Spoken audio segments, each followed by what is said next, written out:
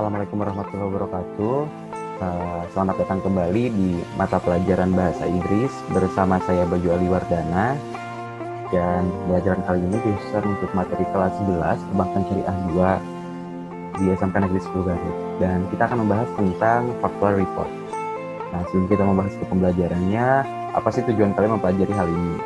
3.21 yaitu kalian harus bisa menganalisis struktur teks dan unsur kebahasaan untuk melaksanakan fungsi sosial teks factual report dengan menyatakan dan menanyakan tentang teks ilmiah faktual tentang orang, binatang, benda, gejala, dan peristiwa alam serta sosial secara sederhana sesuai dengan konteks pembelajaran di pelajaran lain. Lalu di 4.21, kalian diharapkan dapat menyusun teks ilmiah faktual secara lisan dan tulis sederhana tentang orang, binatang, benda, gejala, dan peristiwa alam dan sosial terkait dengan mata pelajaran lain.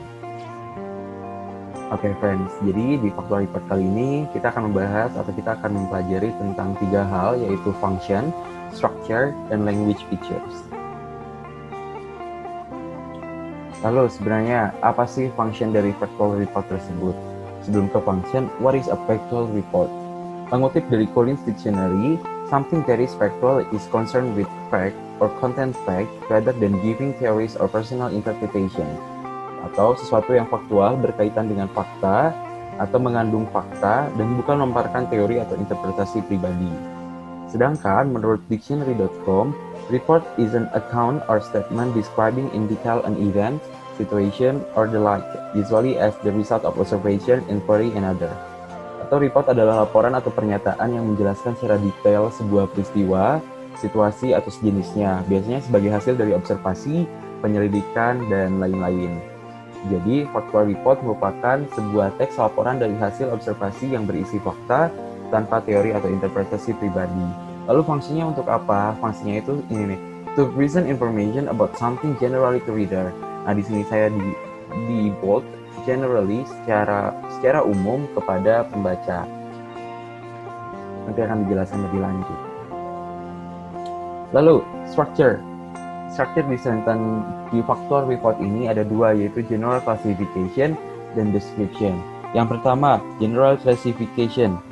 Jadi general classification adalah stating generally what will be discussion di paragraf selanjutnya atau di description.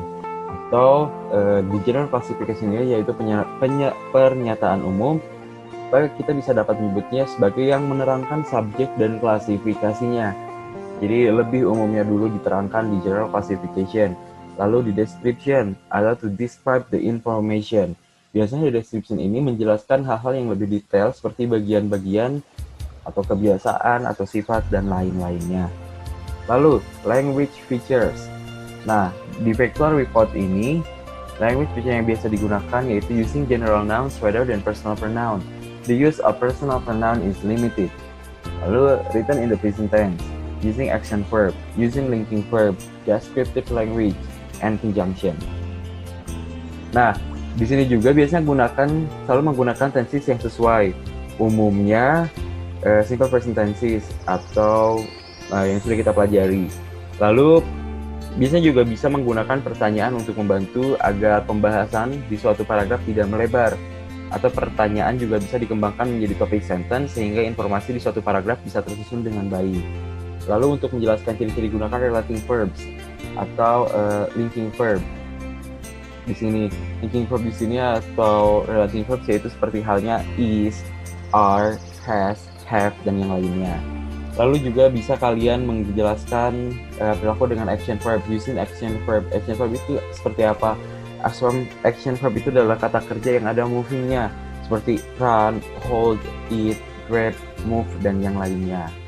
Conjunction atau kata sambung seperti and, nor, or anything. Lalu biasanya di factual report ini kalian harus bisa mencantumkan referensi di bagian bawah teks jika menggunakan data dari suatu sumber. Nah, kita lihat di contohnya. Nah, di sini saya menggunakan contoh teks yang menerangkan tentang platypus. Di sentence pertama atau di paragraf pertama di sini menerangkan tentang general classification dan paragraf kedua dan ketiga di sini description. Jadi seperti halnya platypus is a semi-aquatic carnivorous egg-laying mammal of the family Omytorhynchidae, and there are endemic animal of Australia which become one of the animal icon of Australia beside kangaroo. They can be found at Eastern Australia and Tasmania Island. Their scientific name is Omytorhynchus anatinus. Nah, di paragraf pertama ini dijelaskan seperti platypus ini adalah semi-aquatic carnivora, mamalia yang egg-laying dari famili Omytorhynchidae.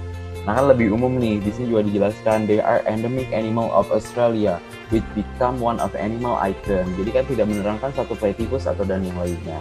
Lalu di paragraf kedua, description, the body of a platypus can reach the size of 15 cm. Di sini dijelaskan bahwa badinya itu mempunyai panjang 50 cm dengan berat 2,4 kg. Jadi lebih detail di